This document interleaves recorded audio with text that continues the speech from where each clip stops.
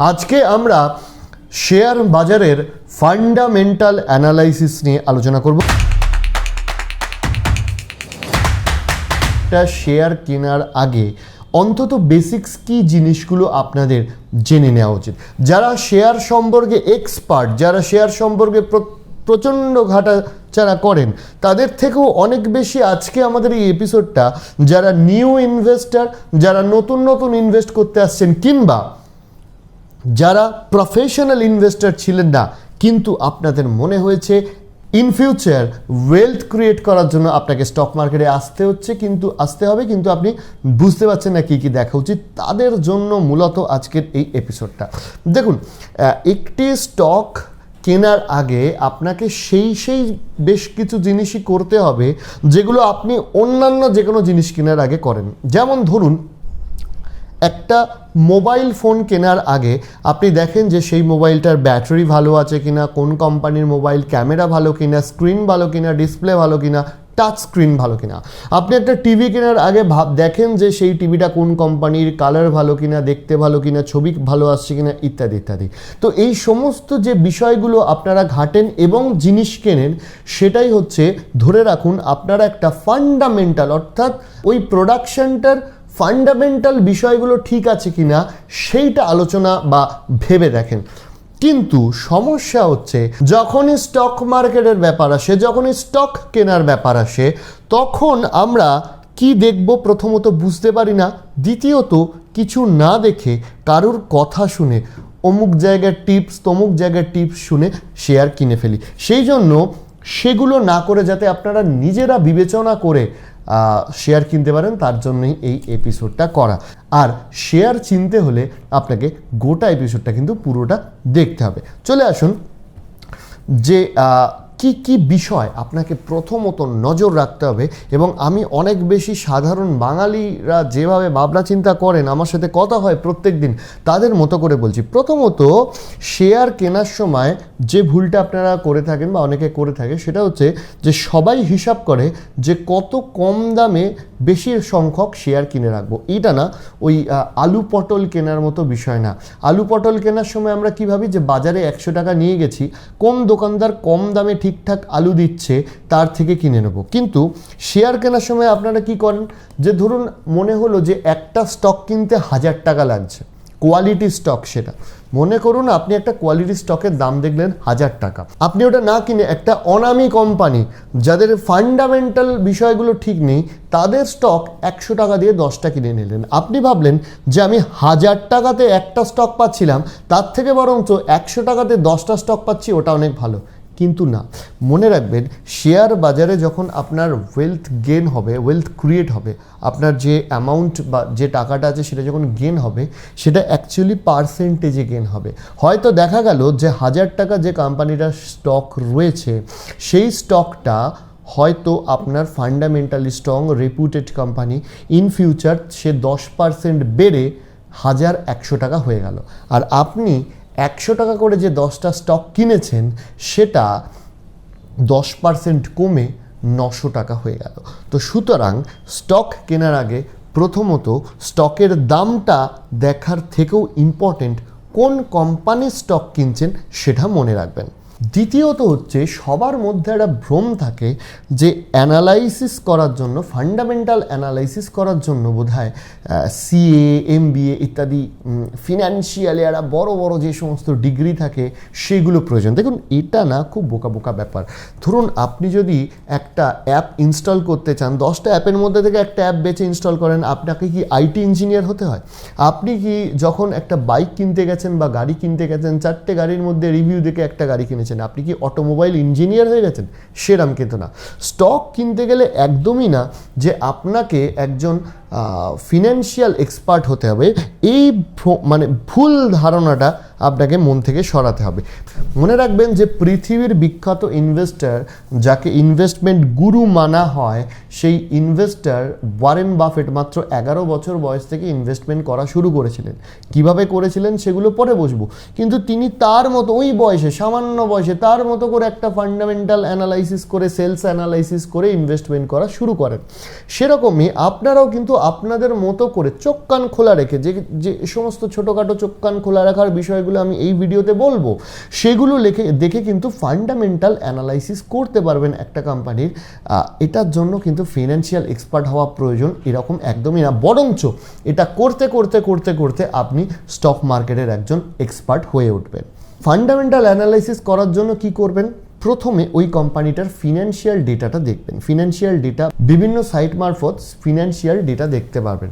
বিভিন্ন অ্যাপস রয়েছে, বিভিন্ন সাইট রয়েছে, সেখান থেকে ওই কোম্পানির ফিনান্সিয়াল ডেটা দেখতে পাবেন, ব্যালেন্স শিট দেখতে পাবেন। সেখানে প্রথমে যেটা দেখবেন সেটা হচ্ছে রেভিনিউ। একটা কোম্পানির রেভিনিউ প্রত্যেক বছর বাড়ছে কিনা। যেমন ধরুন এই স্ক্রিনে আপনারা দেখতে পাচ্ছেন যে হিন্দুস্তান ইউনিলিভার, এই কোম্পানির স্টক প্রত্যেক বছর একটা নির্দিষ্ট হারে বেড়েছে, শেয়ারের ভ্যালুয়েশন বেড়েছে। কিন্তু তার সাথে দেখুন এই কোম্পানির রেভিনিউ, অর্থাৎ রেভিনিউ মানে কোম্পানির টোটাল যত টাকা ইনকাম করে, মার্কেট থেকে সেলস হোক বা বিভিন্ন উপায়ে হোক যত টাকা আর্ন করে, টোটাল টাকাটাকে রেভিনিউ বলে। রেভিনিউ আর নেট ইনকাম কিন্তু আলাদা। সো হিন্দুস্তান ইউনিলিভারে আপনারা গ্রাফসে দেখতে পাচ্ছেন যে প্রত্যেক বছর কিন্তু নির্দিষ্ট হারে রেভিনিউ বেড়েছে, অর্থাৎ কোম্পানি বড় হয়েছে, কোম্পানির টাকা আসা বাজার থেকে সেটা ক্রমশ বেড়েছে।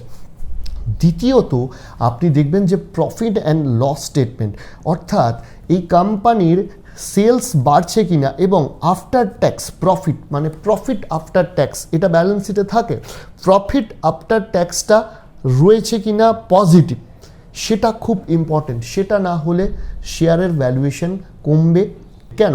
আপনি যে কোম্পানির শেয়ার কিনছেন, আপনি একটা ব্যবসা কিনছেন, সেই ব্যবসা যত বেশি প্রফিট করতে পারবে, সেই ব্যবসার শেয়ার বা ভাগিদাররা তত বেশি বড়লোক হবেন।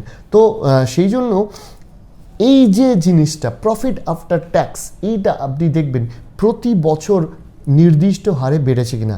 এবং আপনারা মনে রাখবেন এই যে বিভিন্ন হাইপ উঠেছিল যে বড় বড় কোম্পানি, ফিউচার কোম্পানি ইত্যাদি ইত্যাদি, তাদের যেহেতু তারা প্রফিটেবিলিটিতে নেই, তারা লস মেকিং কোম্পানি, তারা স্টক মার্কেটে এসে কিন্তু একদম ধসে গেছে।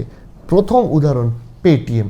এই কোম্পানি প্রফিট করতে পারেনি, বছরের পর বছর লস করে গেছে, কিন্তু যখন তারা শেয়ার মার্কেটে এসছে প্রথমে তো হাইপ ক্রিয়েট করেছিল, কিন্তু পরে তাদের স্টক ভ্যালু একদম ধসে গেছে। এরপর একটা বিষয় দেখবেন, সেটা হচ্ছে অ্যাসেট এবং লায়াবিলিটিস। অ্যাসেট মানে কোম্পানির কাছে টোটাল কত অ্যাসেট রয়েছে, সেটা ফ্যাক্টরি হতে পারে, সেটা তার ফ্যাক্টরির মধ্যে মেশিন হতে পারে, কতটা অ্যাসেট রয়েছে সেটা দেখবেন। আর একটা জিনিস দেখবেন লায়াবিলিটি, এই দুটোকে একটু কম্পেয়ার করবেন। লায়াবিলিটি মানে কোম্পানি মার্কেট থেকে কত টাকা ধার নিয়েছে বা কত টাকা তাদের পেন্ডিং আছে পেমেন্ট করার জন্য।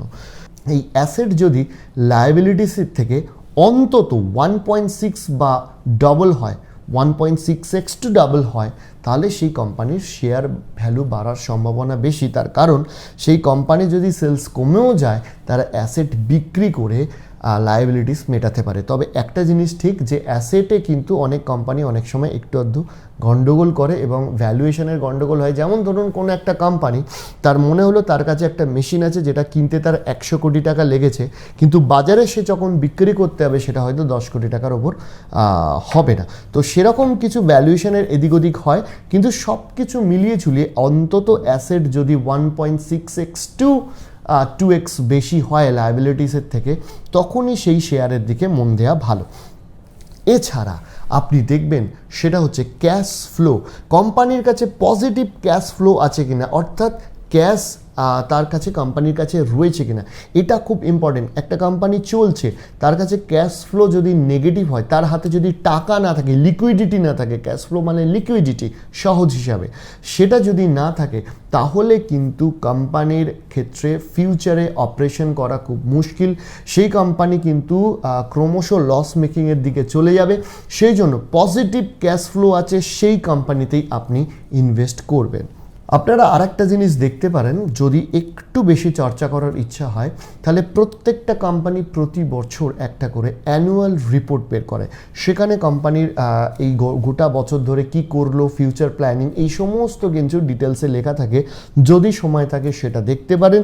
এবং তার সাথে আরেকটা কোম্পানিগুলো করে আরেকটা বিষয়, সেটা হচ্ছে ইনভেস্টার প্রেজেন্টেশন। ইনভেস্টারদের জন্য বড় বড় কোম্পানিগুলো একটা প্রেজেন্টেশন তৈরি করে, তারা ফিউচারে কি করতে চাইছে, কেন আপনি সেখানে ইনভেস্ট করবেন, সেগুলো দেখতে পারেন। সেগুলো পাওয়া কিন্তু খুব একটা দুষ্কর নয়, আপনি একটু ইন্টারনেটে সার্চ করলেই সেগুলো পেয়ে যাবেন। এরপর আসছি মার্কেট ক্যাপিটালাইজেশন। মার্কেট ক্যাপিটালাইজেশন দেখবেন স্মল ক্যাপ, মিড ক্যাপ এবং লার্জ ক্যাপ কোম্পানিতে আমি সবসময় ইনভেস্ট করতে বলি এই কারণে, কারণ লার্জ ক্যাপ কোম্পানিগুলো নোন আপনার কাছে। স্মল ক্যাপের ক্ষেত্রে না বুঝে শুনে অনেক ইনভেস্টমেন্ট হয়ে যায়, এমন কিছু কোম্পানি যেগুলোকে আপনি চেনেন না সেখানে আপনি ইনভেস্ট করে ফেলেন। কিন্তু লার্জ ক্যাপের ক্ষেত্রে ইনভেস্ট করার সময় সেই অসুবিধাটা আপনার হবে না। লার্জ ক্যাপে প্রায় প্রতিটা কোম্পানিকেই আপনি চেনেন, সেখান থেকে আপনি দেখে নেবেন যে এই যে বিষয়গুলো বললাম, রেভিনিউ গ্রোথ কার কনসিস্টেন্টলি হচ্ছে, ক্যাশ ফ্লো কার হাতে পজিটিভ রয়েছে, দেখে নেবেন যে অ্যাসেট আর লায়াবিলিটিসের ডিফারেন্সটা কাদের কোন কোন কোম্পানির মধ্যে বেশি রয়েছে। এই কয়েকটা পয়েন্ট দেখে আপনি কিন্তু লার্জ ক্যাপেই মূলত ইনভেস্ট করবেন। এটা আমাদের পক্ষ থেকে একটা সাজেশন। টাকা ডোবার চান্স কিন্তু সেক্ষেত্রে কম। এছাড়া পি রেশিও দেখে ভ্যালুয়েশন দেখতে পারবেন। পি রেশিও যে কোনো জায়গায় আপনি যে কোনো সাইটেও পেয়ে যাবেন, শেয়ার সার্চ করার সময় গুগলেও ইনফ্যাক্ট পেয়ে যাবেন পি রেশিও। সেখানে পি রেশিওর সাথে সেক্টর পিটা একটু দেখে নেবেন। ধরুন যে কোনো একটা ফার্মাসিউটিক্যাল কোম্পানি যার সেক্টর পি রেশিওর থেকে যে কোম্পানির শেয়ারটা আপনি কিনছেন তার সেক্টর পি রেশিও অনেক বেশি, সেক্ষেত্রে প্রফিট করার সম্ভাবনা তুলনায় অর্থাৎ কম্পাউন্ডিং হওয়ার সম্ভাবনা কিন্তু কম থাকবে। আবার পি রেশিও যদি কম থাকে সেক্ষেত্রে প্রফিট করার সম্ভাবনা শেয়ার পিছু সবসময় বেশি থাকবে। সেই জন্য পি রেশিওটা আপনি সবসময় দেখে কিনবেন। তবে এটা ঠিক মনে রাখবেন, লার্জ ক্যাপ কোম্পানির পি রেশিওগুলো কিন্তু ইন জেনারেল একটু বেশি থাকে, কারণ সবাই সেই সমস্ত শেয়ারগুলো কিনতে চায়। এবং লার্জ ক্যাপ কোম্পানি বললাম বলে আমার মনে পড়লো যে কখনো লার্জ ক্যাপ বলছি মানে আপনি একটা কোম্পানিতে পুরো টাকা ঢেলে দিচ্ছেন সেটা কিন্তু নয়। পোর্টফোলিও সবসময় ডাইভার্সিফাই করবেন। ডাইভার্সিফাই করার কথা বললাম বলে একটা বিষয় আপনাদের বলে রাখি যে অনেক নিউ জেনারেশন বিশেষ করে এখন তারা ক্রিপ্টোতে ইনভেস্ট করতে চাইছে স্টক মার্কেট ছাড়াও। একটা লিমিটেড অ্যামাউন্ট অবধি ক্রিপ্টোতে আপনারা ইনভেস্ট করতে পারেন এবং ক্রিপ্টো নিয়ে একটা ডিটেলস এপিসোড আমাদের চ্যানেলে আছে, সেটাও দেখতে পারেন। তো ফিরে আসছি স্টকসের ক্ষেত্রে। স্টকসে প্রোমোটার যারা রয়েছে বা কোম্পানি যেটা রয়েছে তাদের লিগ্যাল পজিশনটাও দেখে নেবেন। বিভিন্ন অ্যাপ রয়েছে, আমি নাম বলছি না, যেটা যার পছন্দ সেখান থেকে করতে পারবেন। সেখান থেকে নিউজে দেখে নেবেন যে লিগ্যাল ডিসপিউট কোম্পানির এগেনস্টে হয়েছে কিনা, কোম্পানির বিরুদ্ধে প্রচুর সরকারি বেনিয়মের কেস চলছে কিনা। এই ধরনের যদি কোনো ঘটনা থাকে তাহলে সেখানে না যাওয়াই ভালো। এবং প্রোমোটার্স হোল্ডিং খুব ইম্পর্টেন্ট একটা ইন্ডিকেটর। দেখতে থাকবেন যে প্রোমোটার হোল্ডিংস পার্সেন্টেজ কত। প্রোমোটার হোল্ডিং পার্সেন্টেজ যদি খুব কম হয় তাহলে কিন্তু সেই কোম্পানিতে ইনভেস্ট করা একটু চিন্তার বিষয়। তার কারণ সেই কোম্পানির শেয়ার নেমে গেলে প্রোমোটার যারা কোম্পানি ফাউন্ড করেছে, যারা কোম্পানি শুরু করেছে, তাদের যদি বেশি ক্ষতি না হয় তারা তাহলে জীবন মরণ লড়াইটা করবেন না। সেই জন্য প্রোমোটার হোল্ডিংটা দেখবেন। যত বড় বড় কোম্পানি রয়েছে, রিলায়েন্সে আম্বানি ফ্যামিলির প্রোমোটার হোল্ডিংসে অনেক, তো যত বড় বড় কোম্পানি রয়েছে তাদের কিন্তু দেখবেন প্রোমোটার হোল্ডিং যেটা আছে সেটা কিন্তু অনেকটা বেশি। ইনফ্যাক্ট প্রোমোটাররা যখন চেষ্টা করছে যে তাদের হোল্ডিং ওই কোম্পানিতে বাড়ানোর, সেটা একটা পজিটিভ পয়েন্ট, কারণ তারা জানে যে এই কোম্পানি ফিউচারে কোন দিকে যাচ্ছে। আবার দেখবেন যে যখন ইয়েস ব্যাংক ধসতে আরম্ভ করেছিল তখন ইয়েস ব্যাংকের প্রোমোটার রানা কাপুর কিন্তু ইয়েস ব্যাংকের শেয়ার বেচে দিয়েছিলেন।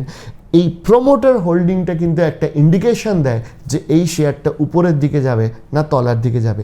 এগুলো আপনারা যে কোনো অ্যাপ থেকে কিন্তু দেখতে পারবেন। তো এই গেল ফান্ডামেন্টাল অ্যানালাইসিসের কয়েকটা পদ্ধতি, যেটা দেখে কিন্তু শেয়ার কিনলে হ্যাঁ হতে পারে যে কয়েক মাস বা কয়েক দিনের জন্য আপনার একটা শেয়ার কিনে ফান্ডামেন্টাল অ্যানালিসিস করে আপনার লস হলো, লং টার্মে আপনার সবসময় প্রফিট হবে। এবং আমরা আমাদের চ্যানেলে সবসময় লং টার্ম ইনভেস্টমেন্ট নিয়েই সেই জন্য উৎসাহ দিই আপনাদেরকে, এবং আমরা বলি যে একটা স্টক কেনার পর সেটাকে যথাসম্ভব দীর্ঘদিন হোল্ডিং করবেন। তো ফান্ডামেন্টাল অ্যানালাইসিস নিয়ে আশা করছি কিছুটা বোঝাতে পারলাম। যদি আপনাদের মনে আরও কোনো প্রশ্ন থাকে অবশ্যই কমেন্ট করে জানাবেন। আজকের ভিডিও বানাতে আমাদের সাহায্য করছে মাই ওন হোস্ট কোম্পানি, যারা একটি ওয়েবসাইট বিল্ডিং কোম্পানি। আপনার যদি ওয়েবসাইটের রিকোয়ারমেন্ট থাকে, আপনার যদি টেকনিক্যাল নলেজ নাও থাকে, আপনি অত্যন্ত সস্তায় মাই ওন হোস্টের থেকে ওয়েবসাইট বানাতে পারবেন। আপনার কোনো টেকনিক্যাল নলেজ থাকবে না, আপনি শুধু ওয়েবসাইটের কস্টিংটা ওনাদের প্রোভাইড করে দেবেন, ওনারা আপনার হয়ে খুব জলদি ওয়েবসাইট তৈরি করে আপনাকে ডেলিভার করে দেবে। আজকের জন্য এখানেই শেষ করছি। আশা করছি আপনাদের ভালো লাগবে এবং আশা করছি ভবিষ্যতে আপনাদের সাথে আরও একবার দেখা হবে। নমস্কার।